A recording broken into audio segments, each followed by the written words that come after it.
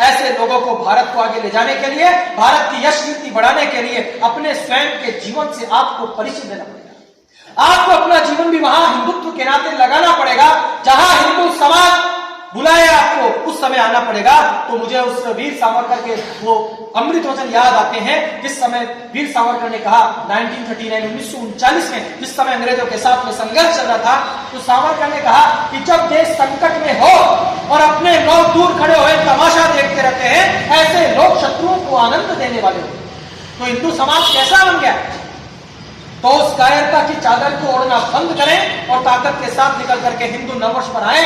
क्योंकि यदि आपको हैप्पी न्यू ईयर कहा जाएगा तो आज भी आपका दिमाग 1 जनवरी पर चला जाएगा।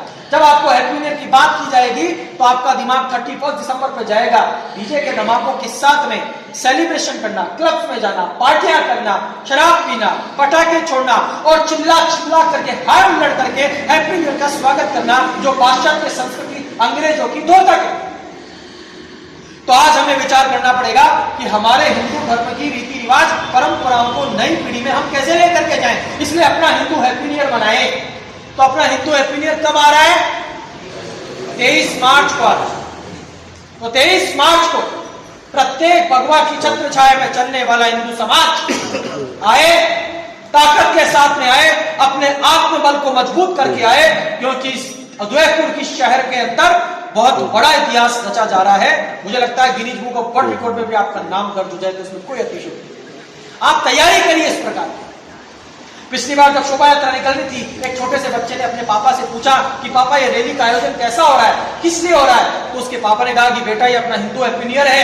बोले पापा उस हैप्पी न्यू ईयर से अच्छा तो ये हैप्पी न्यू ईयर है जो आज इतने सारे लोग देखने को मिल रहे हैं, यहाँ मेला लग रहा है। तो नई पीढ़ी में संदेश आप कैसे देंगे? तो आइए सनातन धर्म की छत्र छाया में आइए, सनातन संस्कृति को मानते हुए आइए और भारत माता की जय ध्वनि ललकार करते हुए आइए, हिंदू धर्म की जय करते हुए आइए और भगवा पगड़ी सर पे बांध के आइए। आप भगवा पगड़ी बांध के आएंगे कि नहीं आएंगे? अपने हाथ में भगवा झंडा लेकर आएंगे कि नहीं आएंगे? हिंदू नववर्ष मंगलमय करने के लिए पूरे शोभा यात्रा के मार्ग पे आप लोगों की जिम्मेदारी बड़ा काम और है, सुरक्षा को लेकर। तो सुरक्षा में आपका सहयोग मिलेगा कि नहीं मिलेगा? क्योंकि पूरे देश का मीडिया जिस एक सन्यासी के परिवर्तन पर, एक सन्यासी के चमत्कार पर पूरे देश का मीडिया क्या, वामपंथी क्या, कम्युनिस्ट क्या, अराष्ट्रीय गतिविधियों में लोग क्या, असामाजिक तत्व क्या, आतंकवादी क्या, उद्घोष के साथ में तो वो परिवर्तन की लहर चली, वो परिवर्तन की आंधी आई और उस परिवर्तन की आंधी में लोगों ने भी उसको स्वीकार किया। तब आज गुवाहाटी में आप देखेंगे पिछले 8 से 10 वर्षों का आंकड़ा मैं आपको बता सकता हूं, जब देश के राष्ट्रीय महापर्व पे 15 अगस्त और 26 जनवरी पे हमारे देश का राष्ट्रीय झंडा तिरंगा फहरता है। ये बहुत बड़ी बात है परिवर्तन।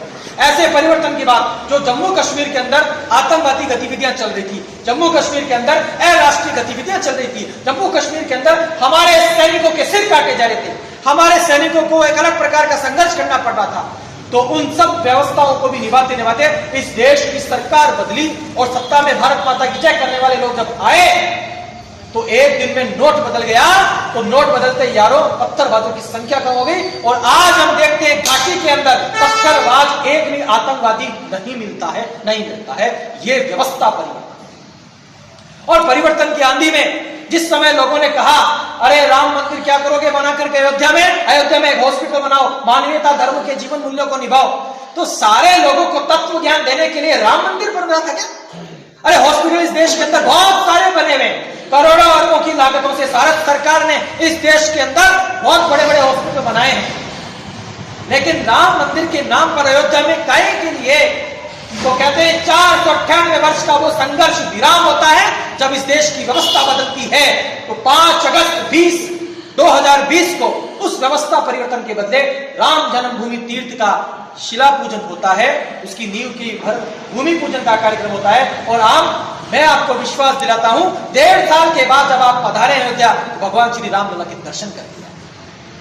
यह व्यवस्था परिवर्तन है कि अपने धर्म के लिए, अपने हिंदुत्व के लिए हमें इस देश की तस्वीर बदलनी है और इस देश की तकदीर बनानी है।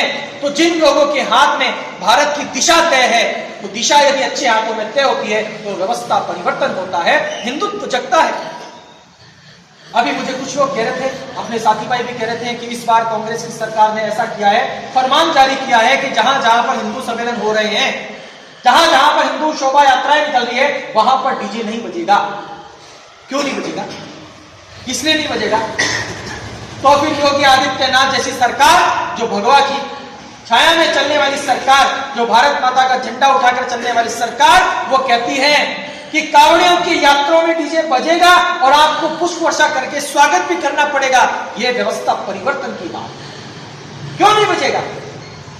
और जब हमारे अपने लोग हिंदुत्व के लिए नहीं बोलेंगे तो बोलेगा कौन? इसलिए कुछ लोग